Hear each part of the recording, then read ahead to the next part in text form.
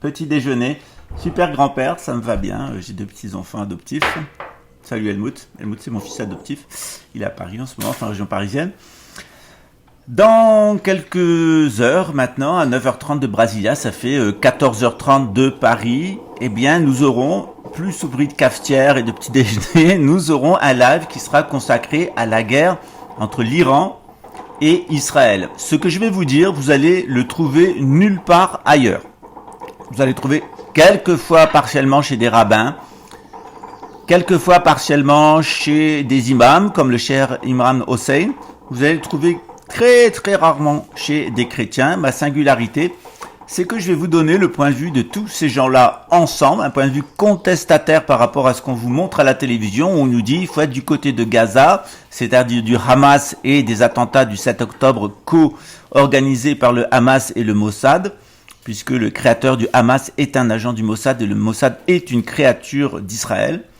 Vous allez choisir entre ça et Israël lui-même, c'est-à-dire qu'on vous demande de choisir entre la gale et le choléra, ou la peste et le choléra, en sachant que des centaines de milliers, voire plus d'un million de Palestiniens sont en danger de mort, et que c'est la même chose du côté israélien. Les Israéliens sont véritablement en danger de mort atomique. On est dans une situation où toute la région est en train de s'embraser. Alors on va voir qui tire les ficelles. Alors bien évidemment en France vous avez la gauche qui est pro-palestinienne et qui se retrouve au tribunal, qu'on accuse d'être antisémite, et de l'autre côté vous avez un personnage répugnant comme Habib Mayer, complètement désinhibé, qui est un porc au physique manifeste et dont les idées puent. J'ai jamais vu un député français atteindre ce niveau d'avilissement pro-sioniste. On est vraiment à la fin d'une époque où les masques tombent.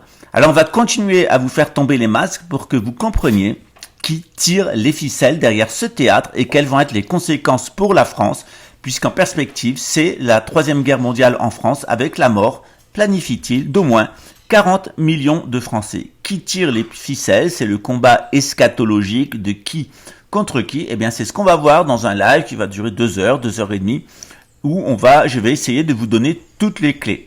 C'est déjà prêt pour la semaine prochaine. Vous aurez un résumé en images avec des animations de tout ce qu'on verra dans le live.